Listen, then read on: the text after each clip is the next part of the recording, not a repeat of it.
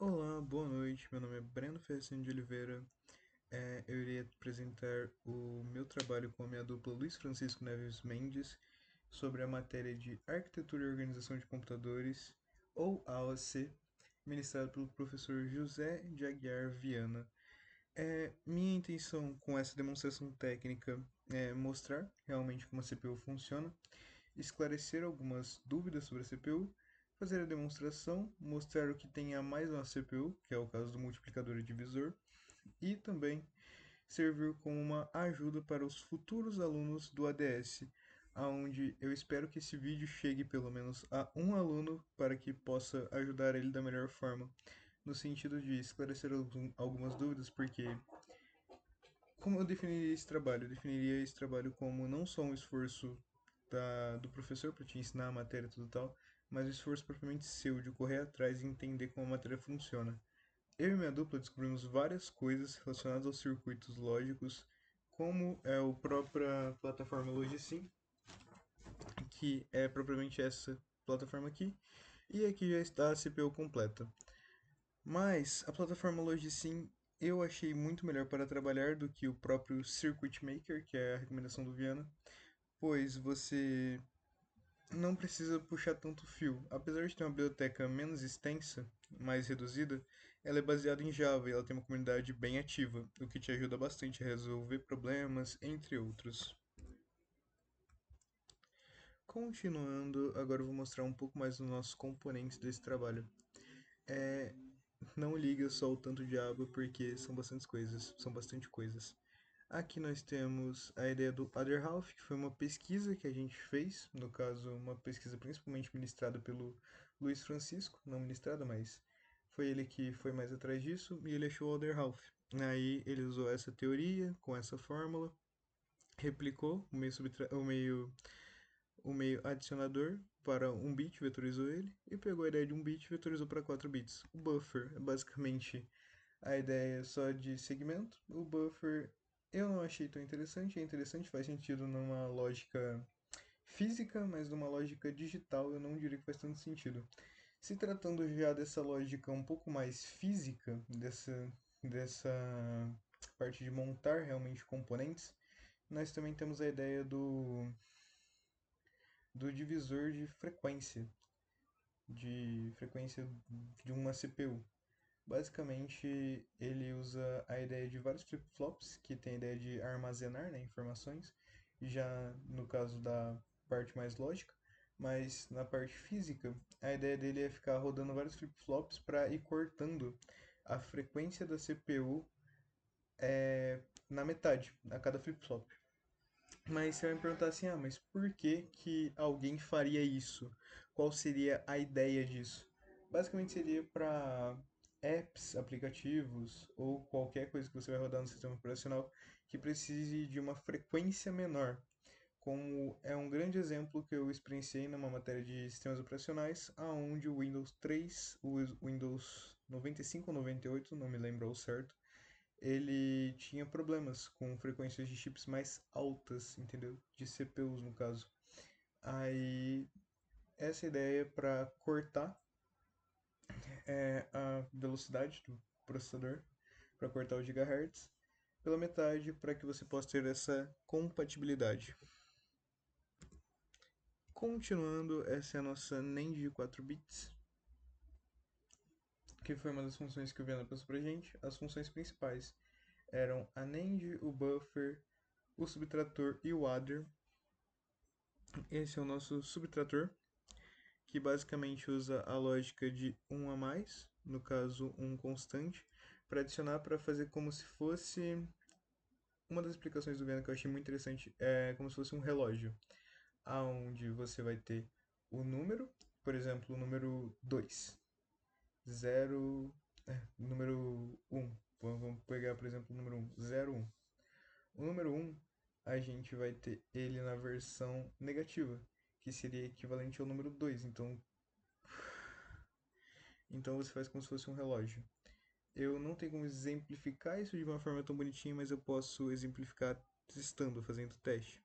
Onde se eu pegar o número 2 e subtrair com um, adicionar um número constante, ele vai jogar para um, entendeu?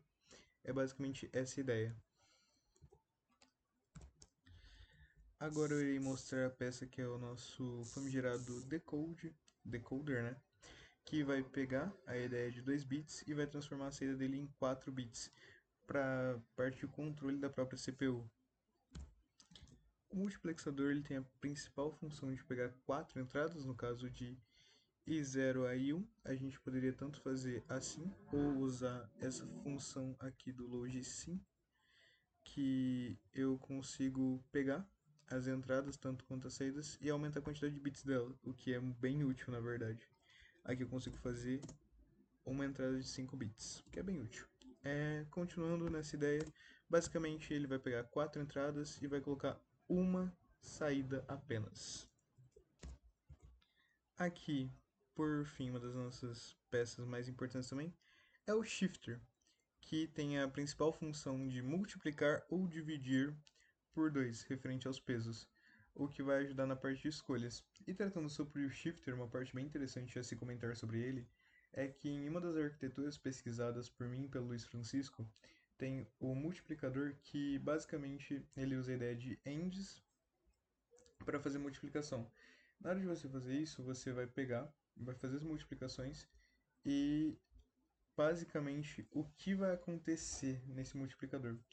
Você vai ter um multiplicador de 4 bits que vai dar 16 bits de saída, porque você vai ter que pegar a macro do multiplicador e repetir ela 4 vezes, multiplicando os bits baixos com baixos, altos com altos, baixo com alto e alto com baixo. Basicamente essa ideia. Só que nessa ideia, o único problema dela é que ela tem um probleminha que é o ponto que você vai ter que adicionar um shifter nela, porque ela vai jogar os bits muito para a direita, para a esquerda, perdão, para a esquerda, e você vai ter que voltar esses bits. A ideia principal dela, basicamente, é você pegar na segunda e na terceira casa e jogar 2 e 3 bits para a direita. Como eu acabei enrolando um pouco nessa apresentação, eu vou direto para a CPU, pois creio eu que eu já estou um pouco atrasado nessa parte de explicação. O RxTx aqui, ele é basicamente a nossa saída e a nossa entrada. Ele que vai definir o que vai sair no displayzinho para você e você vai definir o que vai entrar para dentro da CPU com o teclado. Comentando um pouco mais sobre o nosso mar, basicamente ele recebe informações do barramento B, este barramento, que basicamente decidindo quando vai ser usado a função de teclado ou de display. É ele que vai controlar basicamente o RxTx. Falando sobre o MBR, que é uma das nossas principais peças, tanto que ela é uma peça bidirecional que tanto vai conversar com a RxTx quanto conversar com a própria CPU por dentro, indo diretamente para o AMUX, ela é uma das peças mais importantes da CPU, aonde ela vai decidir o que vai sair por meio de flip-flops. Como eu havia citado, ela é a principal peça nesse sentido. Então ela tanto recebe informações do AMUX, ela recebe informações do processador, quanto ela manda essas informações para fora, quanto ela manda informações para dentro, vindo do RxTx. Ela é a principal peça de comunicação. Falando um pouco mais sobre os LEDs, basicamente o LED ele é composto também por... Continuando, a ideia do LED basicamente é a ideia principal de pegar e armazenar informações dentro dele, tanto quanto passar as informações para frente. Os protocolos que foram ensinados foram o SET, RESET e eu não lembro qual outro, mas são basicamente essa ideia dos LEDs. Aqui nós temos o banco de registradores, que basicamente é uma memória, que se não me engano armazena 8 registradores, que tem por sua vez os seus registradores têm por sua vez flops que vão servir como uma memória. Então o Register Bank é um banco de armazenamento, é um banco de registradores. Essa é a ideia principal dele. Agora, uma das peças mais importantes que deu um grande trabalho, mas que é uma das peças mais gratificantes, é o MIR. Basicamente o MIR, o que ele vai fazer? Ele vai pegar todos os comandos que você pode colocar, por exemplo, vamos, vamos exemplificar, o comando 001 vai ativar o somador. Basicamente, ele vai pegar todos os comandos e vai passar para a CPU para que possa ser rodado esse comando. Ele vai passar para a ULA, que vai rodar e que vai jogar o comando lá para XTX. Então, ou seja, ele vai fazer todo o caminho, ele vai fazer todo o caminho dentro do processador para ir e voltar para o XTX, para a saída. E o nosso querido banco Mir, que é o Mirbank, esse daqui, ele é responsável pelas funções. Basicamente, é ele quem vai ter as funções, vai ter todo o mapeamento do nosso banco. O que cada função vai fazer, o que cada comando de bit a bit vai fazer. Essa é a principal ideia dele e esse é o principal funcionamento da CPU. Eu não vou entrar mais em tantos detalhes, pois creio que eu perdi bastante tempo explicando sobre as funções, a parte de multiplicação, divisão, inclusive um adendo que o nosso divisor foi feito através do próprio divisor pronto aqui do Logicim, que está aqui em aritméticas e aqui tem ele, um divisor. O divisor do Logicim, ele funciona de uma forma bem legal, eu diria. O divisor basicamente vai pegar o seu número, vai subtrair ele do número que você quer dividir, vai armazenar o resto e vai ficar rodando isso. Tanto que alguns adendos, como eu já falei do divisor que é baseado em flip-flops para a lógica física mesmo, temos também o divisor que é baseado em programação, que fica rodando várias vezes uma subtração para fazer a divisão. E também tem isso no multiplicador. Como eu falei do multiplicador com shifter, tem um multiplicador que é sem shifter, que é só programação, que ele vai rodar na quantidade de vezes necessária a programação para a multiplicação acontecer. Por exemplo, quero multiplicar 2 vezes 3, ele vai rodar a programação da soma de 3 duas vezes, ou o contrário, tanto faz. Mas é basicamente essa ideia. E quando você abre isso e você entende, é algo muito incrível.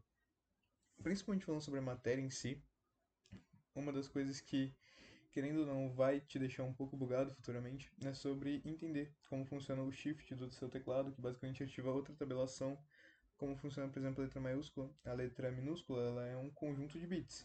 Aí, se você clica no shift e aperta o A, que na teoria sai o A maiúsculo, você carregou outro conjunto de bits para puxar o A maiúsculo. Isso é tudo estrutura de dados, o que é algo muito incrível. Mas é basicamente isso. O control também vai funcionar da mesma forma.